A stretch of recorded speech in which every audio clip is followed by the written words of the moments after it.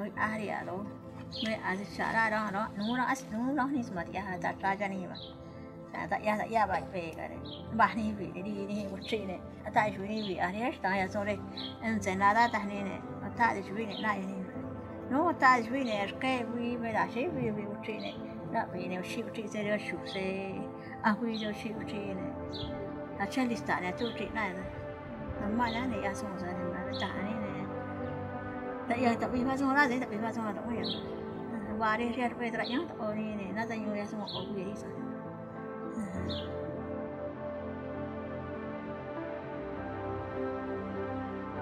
La migración indígena del sureste mexicano a Baja California, al norte del país, se da en los años 60, después de que descubren por el programa Bracero que hay oportunidades de trabajo.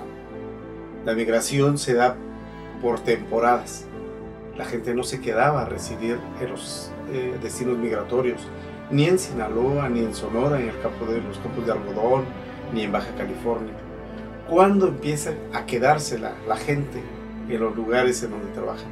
A partir de los años 70, en el caso de Tijuana, que era un punto de paso ya importante de la migración indígena hacia los Estados Unidos y hacia los campos agrícolas. Entonces empiezan a crear enclaves, comunidades indígenas.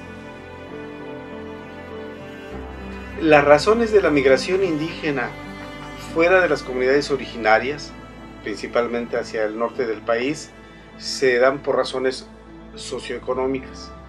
Económicas porque las tierras, hablo de las mixtecas, son improductivas. Aparte, la gente se dedicaba al tejido del sombrero para poder sobrevivir.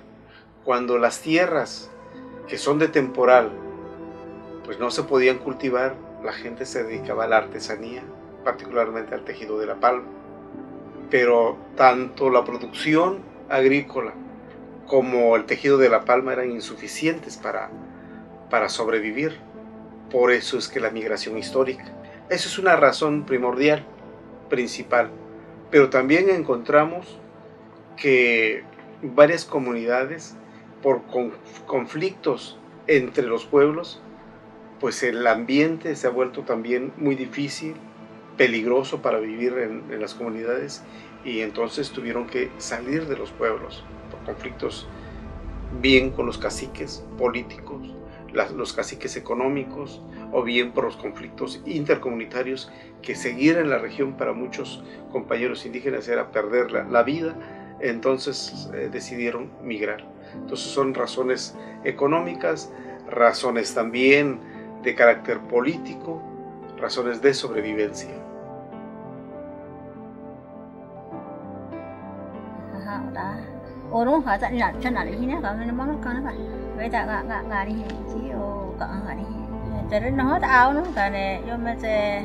Tabatung wei wei mah benarnya kartung na nong son ya di mana no sana kah ya eso ya habe ya kartung ne saya kartung ro arang e plastik ko ne nu wei mai wei ya kartung o she wei ne wei ya kartung o sa wei ne arang plastik ko e ba wei di ya han di mana na sana ka ya hatau ne ya hatal ba ta no na sa ba tang no sa ba tang ma to ro ra she ro ma she da ke di to son cha ne ta sa na ra ya ta wei to pa mai ya cái tôi bà tao thì bà tao nó bà tao nó tao rồi cái nó sẽ dùng eso đó nó có bị ta bà tao là rồi dùng eso hay dùng eso yang herencia tem me estás misma la da agricología son de que ni tu son ya son la da me son de que ni tu vaya ya copia de yo que ni son casi el 100% de la población residía en los mismos campos agrícolas. En 1982, por ejemplo, a mí me tocó recorrer varios campos agrícolas en el Valle de San Quintín, en donde era lamentable, sorprendente para nosotros como educadores ver que los campos agrícolas estaban llenos de niños, por ejemplo. Niños en edad escolar que deberían de estar en la escuela, los veíamos en los surcos ayudando a los padres en la cosecha de las hortalizas. No les pagaban a los niños. les pagaban al papá. Los niños contribuían a llenar las cubetas para que los papás cobraran.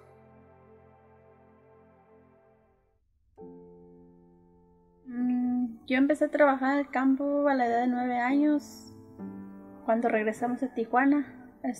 Pues como soy la mayor, pues yo tenía que ayudar a mis papás con el gasto de la casa y todo eso. Y por eso no tuve estudio yo, porque yo soy la mayor. No tuve estudio, pues tenía yo que trabajar para ayudar a mis papás y todo eso. Desde los 9 años empecé a trabajar, empezando con corte de tomate. Como dijeron hace rato que está a 2 pesos, 20, pues teníamos que correr si queríamos ganar. Pero como a mí no me rendía, a lo mucho ganaba 50, 100 pesos al día. A la semana tenía que cobrar 300, 350, pues para el gasto de la casa. Entramos a las 7 de la mañana, veníamos saliendo 5, 6 de la tarde. Yo con mis 50 pesos, 60 pesos lo mucho. Pues me sentía mal porque pues yo quería jugar, no trabajar, quería jugar, tener un poco de estudio, pero por la misma razón pues no tuve estudio. Me decían, tienes que levantarte porque tienes que trabajar para comer. Y como mi papá es un poquito duro en su carácter, me dice, pues si no trabajas no comes. Y ahí no me bajaba, pues tenía yo que trabajar con el pie descalzo, con sandalias, con guarache, con lo que podía. En vez de iba con lonche o sin lonche, pues así me tenía que ir. ¿Por qué? Pues si me quedaba en la casa, pues no comía y pues tenía que trabajar. Eran campos cerrados completamente a la vista ajena. Estaban más que los capataces y los jornaleros en los campos agrícolas. Las condiciones eran muy lamentables, indignantes, la manera de cómo vivían a principios de los 80 los jornaleros agrícolas. Ver a señoras embarazadas en los campos agrícolas era de por sí indignante, insultante. No tenían ningún derecho a la atención médica, no tenían apoyos para descansos, no les pagaban los días cuando, por ejemplo, se aliviaban, etc. Veíamos a las señoras ahí en los surcos, a los compañeros también jornaleros sin ninguna garantía laboral. Las condiciones de las viviendas eran deplorables, eran barracas construidas de cartón, con nailos, a las orillas de las zanjas, insalubres. Las necesidades fisiológicas de los jornaleros se hacían al campo libre porque las pocas letrinas estaban inundadas, en medio del mosquerío. Entonces, un ambiente insalubre en la que vivían los compañeros se podía apreciar en esos años, pero aparte también un ambiente laboral hostil para el trabajador. Estoy hablando de los años 80, principios de los 80, cuando ya empiezan a surgir colonias, asentamientos humanos de los jornaleros en el Valle de San Quintín. En Tijuana aparecen las colonias donde viven compañeros indígenas, en Ensenada también. Bueno, hermano, se me está en que ni eso, te va permiso, ese, vani si ya colgar casi no, no. Ni si ya colgar casi no, la que no iba. Canu yo ni mane te va a hacer que ni no sin más. O cuando más no yo che está a ver que gane. Así a ver gane eso lo llama. Ve gaña tan ni con ni más ve ta ve gane más. Sí, mi fui o ya gaña va. En ta tiene no obvio son de esa da ni que no o es era yo vi no gane nó ổn ý thì tập bây giờ ý mà tập mấy cái anh ấy sản phẩm micro nó cả bị bây giờ mà cái này làm mấy cái chút cái micro này cả đắt thì có để mình lột pin này bây giờ đắt nó sẽ ngàn ý mà tập mấy ngày cho nó thấy mà tập mấy ngày mà cái yêu cái này bây giờ nó còn ý mà này có để xuống to ấy rồi seguro cali cái này mà cái này em xịt đây này bây giờ này ora bị ora ta này bây giờ có để nó ta không đi đi mà này này à tông cái chuyện ấy mà tập anh em mà chỉ tập ba tập quần này có bị đang nhá ta đây mà. En el caso de las mujeres, todavía tenemos pocas garantías sociales para ellas. Si uno revisa, por ejemplo, el analfabetismo en la comunidad indígena, va a encontrar que todavía hay altos índices de analfabetismo en las mujeres. Los campos tienen que también alentar la atención médica a las compañeras. De la población indígena, las compañeras de San Quintín y de Ensenada son las que menos atención médica reciben. No en ninguna institución les da atención médica. Pero entonces esta cuestión del trabajo de la mujer tiene que ver también con pocas oportunidades que las compañeras tienen para sus hijos. Si trabajan, ¿con quién dejan a sus hijos? Entonces es de mucho riesgo, por ejemplo, ver a familias que a los niños se quedan con los hermanitos mayores. Entonces no hay posibilidades, no hay apoyo laboral para las compañeras. Entonces son circunstancias muy difíciles. Si de por sí el trabajo del jornalero agrícola en general es difícil y con pocos beneficios sociales, el trabajo de la mujer todavía es más difícil en esas circunstancias de ser madres, de tener hijos pequeños y que a veces no se les da la atención suficiente por el trabajo. Los compañeros de las organizaciones indígenas denuncian el acoso sexual también a las compañeras, que es otra grave situación que las compañeras viven.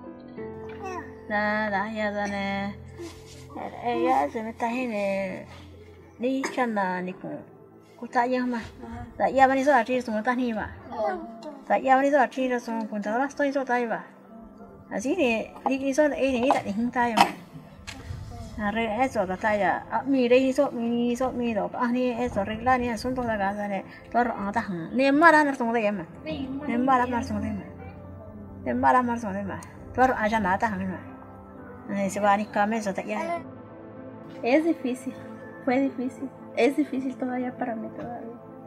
Es difícil porque pues como dije hace rato pues hasta ahorita no tengo papeles y pues tengo que ir con rancheros. Cuando te pagan 120, 110, pero depende del precio. Si el precio es más alto, pues te dan mucha carrilla. En veces nos tratan mal los mayordomos, no nos llevan agua. De hecho, aquí en La Guerrero hay un patrón que se llama Sabino Becerra. No nos deja ir al baño, que porque teníamos que trabajar, que teníamos que desquitar lo que ganábamos. Teníamos que trabajarlo, pues, las 8 horas. Teníamos que trabajarlo. En otro rancho fui también por ranchero, fui en la Agrovida. Hasta las 2 nos llevaron agua. Y yo pues como casi no me dejo con él, pues le decía que traigan agua así como exijas, también cumplan, le digo, pues por ese motivo por poco y me corren sin pagarme mi día. Terminé peleando con el señor, por eso no he ido a trabajar en estos días, porque pues hablas mucho, te vas para afuera, ya no te reciben al día siguiente.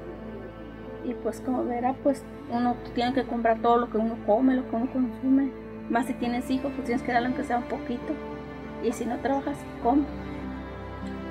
Así son los patrones de aquí.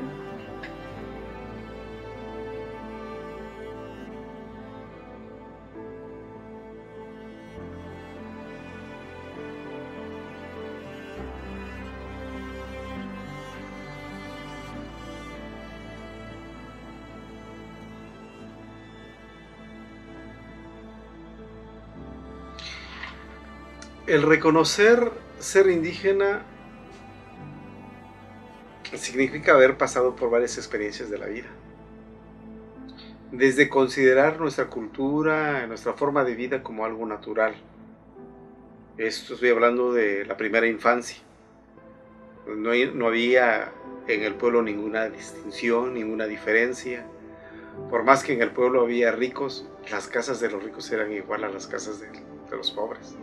De carrizo, paredes de carrizo, techo de palma, todo el mundo hablaba la lengua indígena, ricos y pobres comíamos lo mismo, los mismos guisos. Si uno iba a la casa del señor que tenía dinero, comía su salsa de guaje, y en nuestra casa también.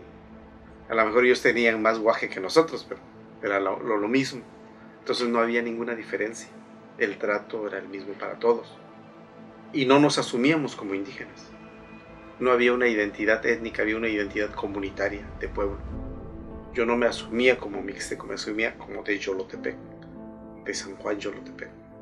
Un pensador mexicano decía que hablar de la patria era hablar de los símbolos que tenemos como mexicanos. El himno nacional, el escudo, nuestra bandera.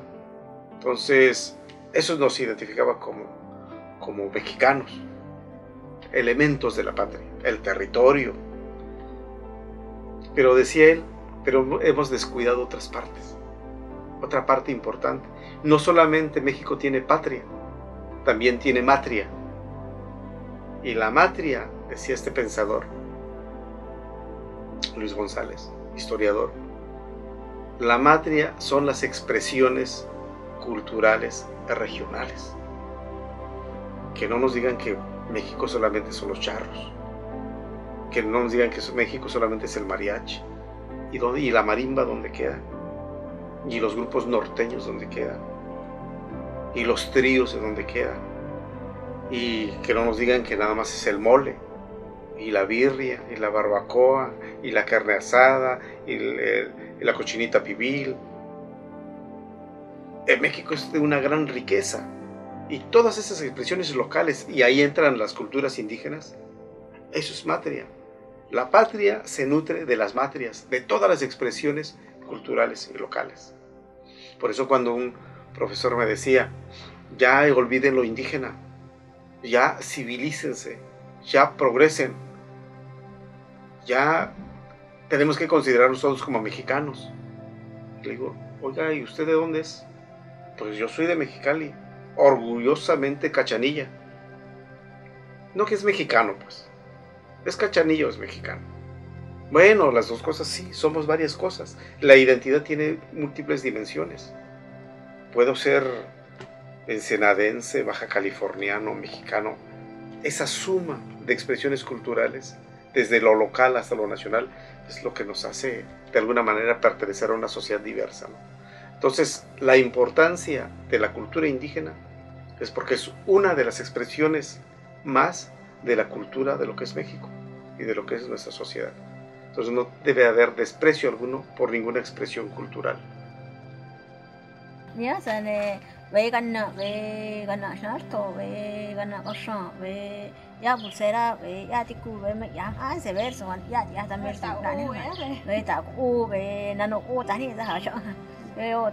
Día de Pascua anito chari chai chari ma nó ở trong này đó là cho mình còn học lo này ya này ba được chani in này ra này chẳng mà cha nào ya là gì đấy ồ về gì anh đi ya về tại ya không đến mình cả đây bà cái ya sẽ vì ni vì quá vì tại ni vì là yêu cái này cái ya ra sẽ mấy ta này bây giờ ya này nay ya tụi mình thì ra thì mấy tấn đấy lại mà mấy tấn đấy thì mà sẽ ôn lại thì bà sang mình bà sang ra này thì bà sang ra có mà có ai ăn có sẽ bởi vì đấy ya này ta tụi mình đi ra tụi mình rồi mà ni si ni đâu đi tận đi sống hả đấy tận đi sống mà giờ này ta ni ăn ni cái sẽ ni ăn xong rồi ta ni ăn. Uno tomó conciencia del valor entonces de nuestra cultura y de nuestra lengua. Y es cuando uno saca la cara, pone el rostro para decir que estamos orgullosos de nuestro origen.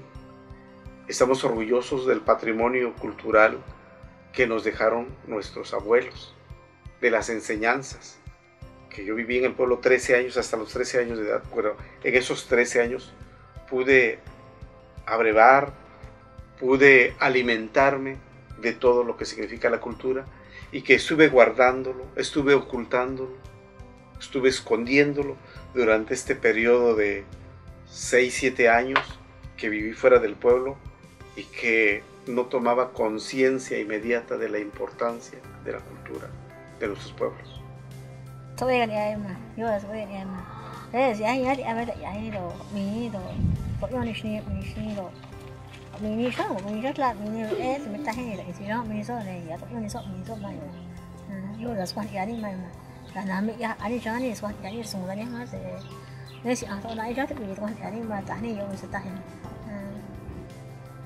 Estoy viviendo casi todo lo que ella pasó, todo lo que ella batalló para sacarnos adelante.